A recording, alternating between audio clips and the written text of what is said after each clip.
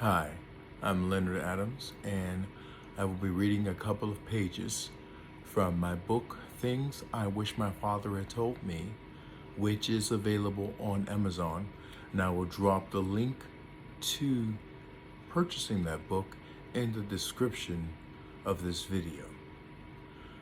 The pages I'll be reading today are pages 146 and 147. And the title for this section of the book is There's Only One Person You Have Control Over from Now Unto the Grave, or Until the Grave. Everything you do or say from now until then is either for your betterment or for your detriment. And it reads as follows. When the person you love does something you don't like, how do you respond? Are you angry, loud, venting your wrath? Or are you quiet, sullen, withdrawn, giving them the silent treatment? When you do either of these things, you are attempting to control the other person. It's as if you take responsibility for changing them because they don't seem to have enough initiative to change themselves. But it doesn't work, and it never will, because those convinced against their will are of the same opinion still. If they're changing for you, they're not changing. Instead, work on the one person you have complete control over, yourself. How do you respond when you hear derogatory information about something you don't like or someone you don't like? Do you like hearing bad things about them? Do they deserve such condemnations? If you said yes, you don't understand that you inevitably condemn yourself worse when you condemn others. You can't be judgmental towards others without being even more judgmental towards yourself. You can't be unforgiving of others without being even more unforgiving of yourself. Do you want to be a better person? It begins by the way you treat others. If you want to be self-compassionate, you must be compassionate towards others. If you want to be self-forgiving, you must forgive others. If you want to avoid despondency, you must love others without judging them. That doesn't mean you will never get mad, frustrated, irritated, or upset. But don't take it out on others.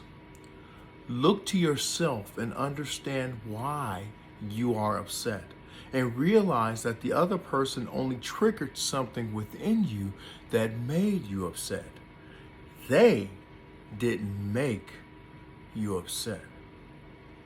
No one has the power to make you do or feel anything. And I know as sure as I know I'm sitting here, that people don't want to hear that. They want to be able to give someone else the responsibility for their own despondency, for their own unforgiveness. They want to give someone else the responsibility for their own judgmental attitude. But the truth is, all of that belongs to the person who is experiencing it themselves.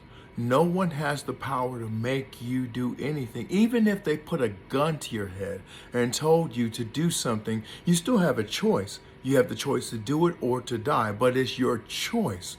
You always have a choice. Nobody has the power to make you do or feel anything.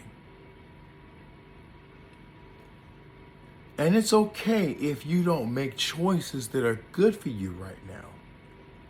Just commit to making better choices in the future. And above all, never, ever give up.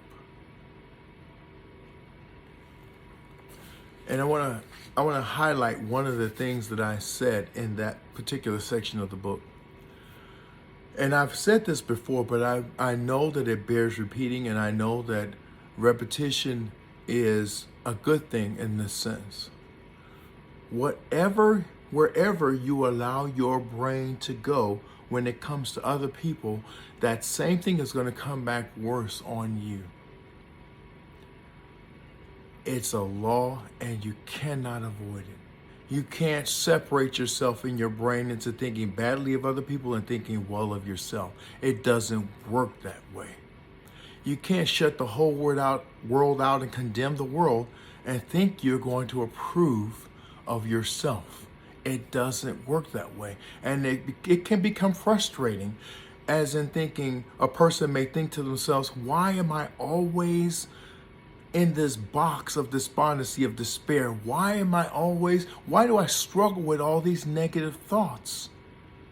And the answer is because we don't discipline ourselves in terms of the way we think of others. So when an undisciplined mind is going to be undisciplined even when it comes to you. You can't make it undisciplined for others, but disciplined for you. It doesn't work that way. The mind will only do one thing. It will either be disciplined or it will be undisciplined, but it won't be both at the same time. It will either be loving or it will be hateful, but it won't be both at the same time. It will either be understanding or forgiving, or it will be judgmental. It cannot be both at the same time. I hope and I pray that you make the right choices for yourself and for others. Please like, subscribe to, and share this channel and this video with others, and together, let's heal the world.